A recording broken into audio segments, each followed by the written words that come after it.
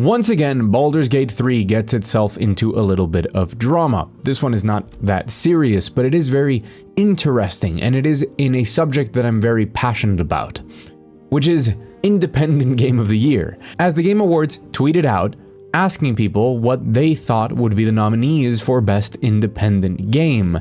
And Cromwell, one of the developers at Larian Studios, responded by reminding people that Baldur's Gate 3 does indeed qualify.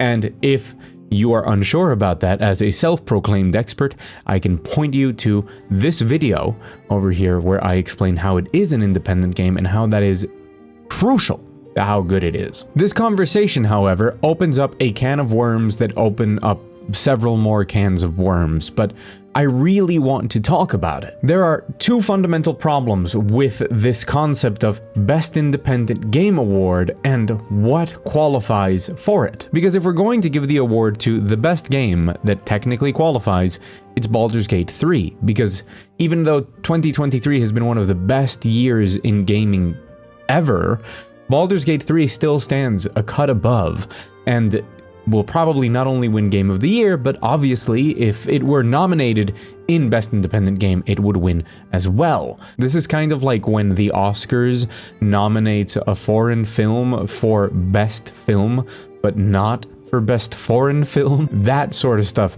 is going on here as well. But the bigger conversation is really, what is an independent game?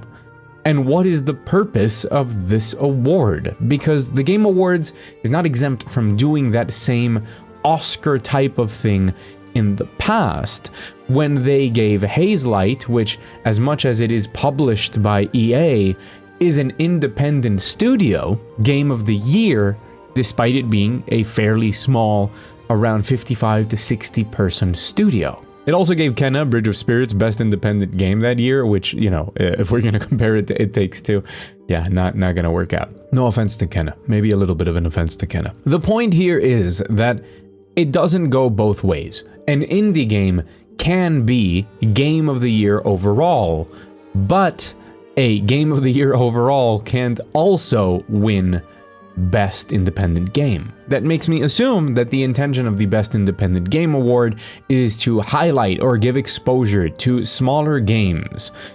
But what are those games, and is it really just for that? Or are we supposed to give the award out to games that are outstanding despite being independent? Because then we should give it to Baldur's Gate 3, which I don't think is fair. But we should, because this is not properly defined. And the reason that this opens a can of worms into another can of worms is because you keep bumping into questions when you start defining games as Best Independent Game.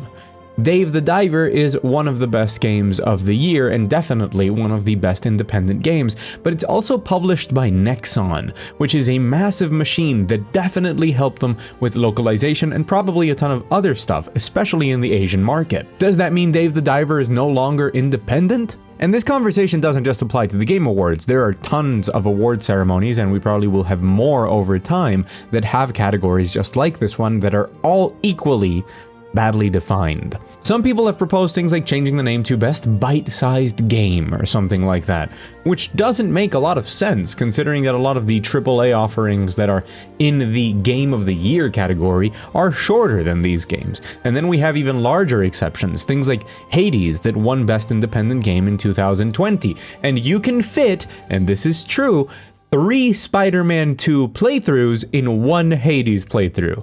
So how is it bite-sized? Please explain. So we have to actually come up with a definition of independent game, and we have to define what we want the award to be. I think it would make sense to have it in writing that if a game is nominated for Game of the Year, it can't be nominated for Best Independent Game.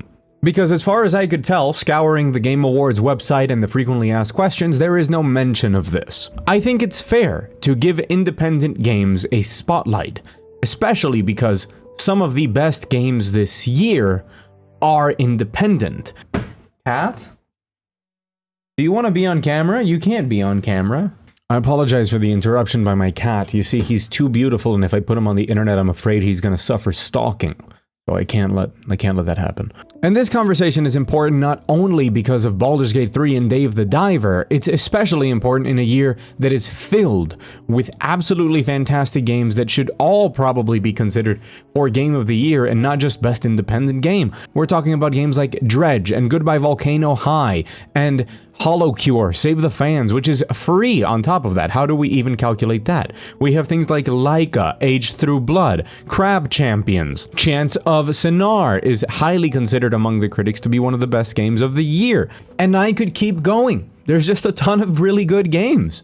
So what exactly are we supposed to focus on here? If you're asking for my opinion, and I'm very aware that you're not, I think it should be limited to studio size, and I know that this can be contentious, but we should ignore publishers because generally those are good for games, especially for indie games, and focus on if a studio is under 20 or 30 people.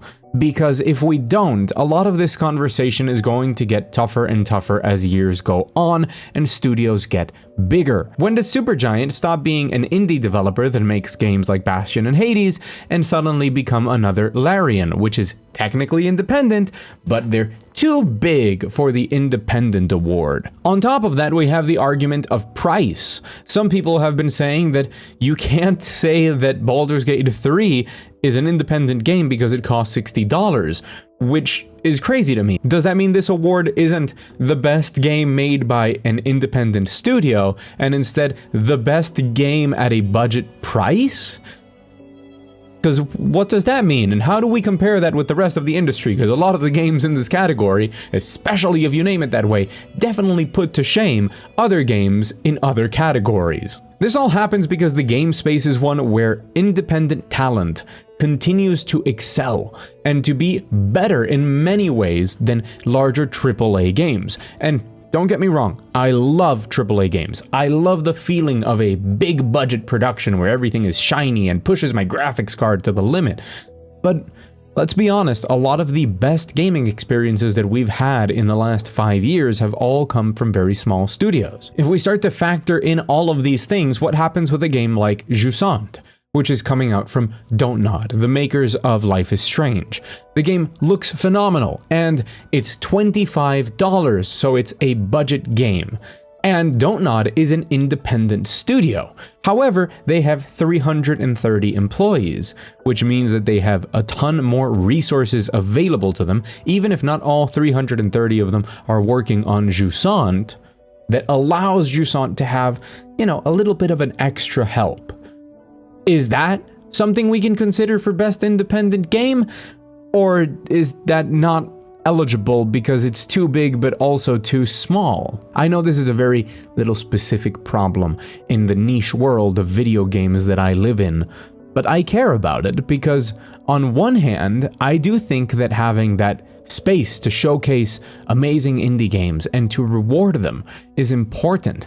But on the other hand, I do think it's kind of important to tell everybody that Baldur's Gate 3 is the best independent game of the year because that independent part is so integral to why the game is excellent. And if we don't have clearly defined rules, I feel like someone somewhere, no matter who, is getting cheated out of the recognition that they deserve. So hey, at Jeff Keighley, at the Game Awards, at whatever, I don't know, figure your shit out. This industry is very big and moves very fast, and there is quality all over it to be found, and we should reward it, especially in a year like this. And I want it to be appropriately rewarded, but we need better defined lines on what is going to be nominated for what. And this needs to be solved. I want rules written down that explain why a game can or cannot be nominated for something. At the end of the day, I side with Larian Studios themselves. I don't think it's fair to nominate a game with the scale, the size, the budget of Baldur's Gate 3 in Best Independent Game. But I also don't think it's fair that our perception of independent games is they're made with pixel art and by a team of 4 people in a basement. Because even when they are made by, 3 people in a basement, you get Hollow Knight. And just go ask people, including me, how desperate we are for Silksong. It's a very gray line, and it's not my job to define it. But I do want the people whose job it is to do their job. Anyways, I've been Mugthief, but the people who like me call me Mug, so I normally just hear a lot of thief, thief, thief. And you can subscribe to this channel if you want more of my opinions and more of my videos. So while you're here, you can go check out some of those other ones, like my recent, over 1 hour long, in-depth analysis of Lords of the Fallen. Thanks for watching, and I will see you very soon.